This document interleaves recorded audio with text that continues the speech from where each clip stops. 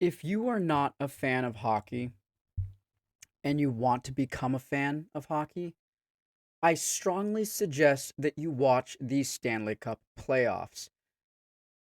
It has been an absolute roller coaster of emotion for either side of the puck. Realistically, either side. Now, I wasn't going to comment about game 3 because I was a little heated and I wanted to reserve that comment because frankly speaking, my opinions of this series have not changed. The reffing and the officiating is absolute garbage. But that we're not here for the officiating for the Stanley Cup playoffs. We're here for the actual teams and the play on the ice. The Oilers kind of shot themselves in the foot in game 3. Game 4, you figure they would come out and play a lot better. Well, for the first 20 minutes of this game, the Oilers definitely did not come out and play better. Actually, they took some significantly bad calls, and Panthers dominated.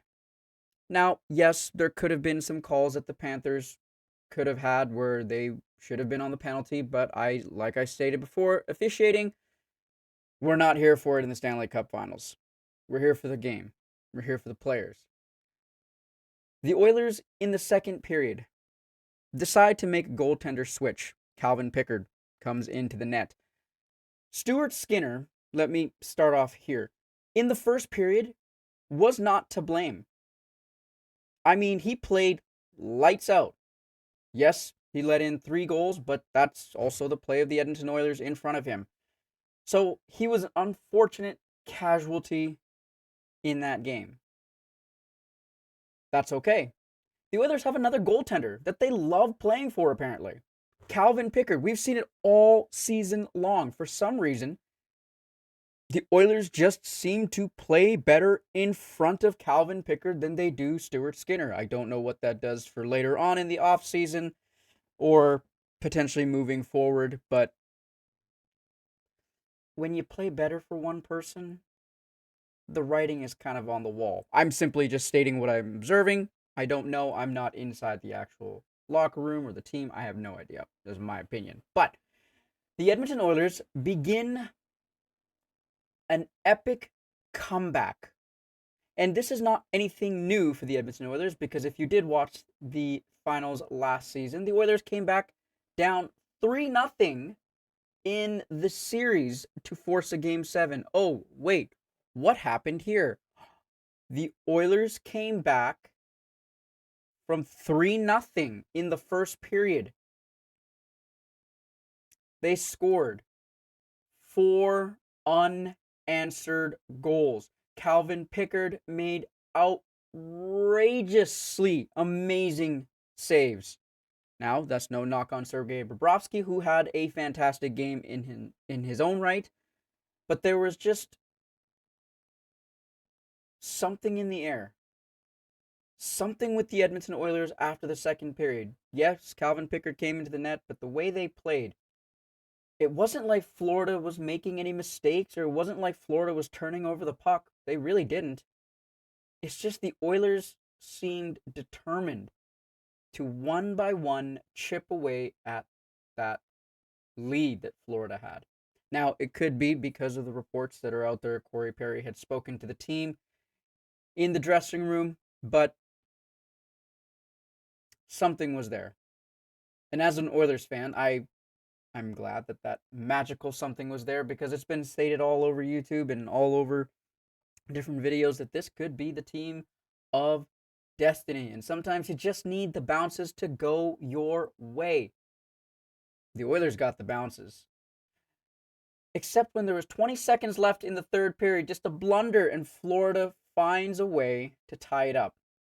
As an Oilers fan, oh no. I'm sitting there watching the game going, please, this is not what we want to see. And then overtime started.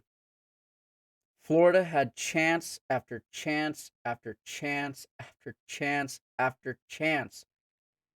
And the Oilers' response was Calvin Pickard, Calvin Pickard, Calvin Pickard, Matthias Ekholm, Calvin Pickard. They stood the onslaught. And then none other than Leon Draisaitl off of a fantastic one-handed play, and this is where the bounces worked for the Oilers.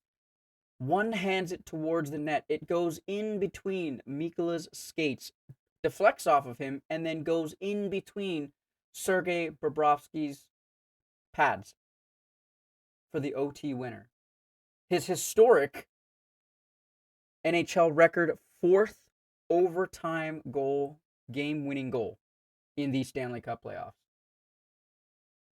I saw online that the Oilers were able to erase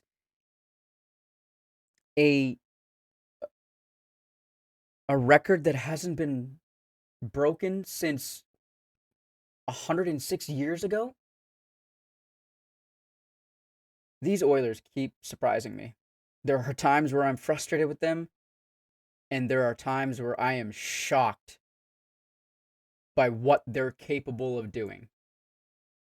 Moving forward, I know momentum doesn't carry from game to game, but even as a fan of the Oilers, as a fan of hockey, how do you overcome that? As the Florida Panthers, you've just given your best effort. You pissed away a 3-goal deficit, had a chance after you tied it up, and then lose. There's one game in every series that a team has to steal. The Oilers stole this one. And they stole it with some determination. So, as an Oilers fan, I went to bed and I slept like a baby. Because the next game is in Edmonton. And the Oilers have the momentum. Saturday is going to be a absolutely rocking house in Edmonton. And I'm excited, and I hope for you guys who are just new to the NHL, go tune in, because I think we are getting one of, if not the best Stanley Cup finals we have seen in recent years. This is going to be an instant classic, legendary. And we get to watch some of the greatest players in our game right now break records. Thank you for tuning in, guys. I will catch you on the next video, and I'll catch you after the next game.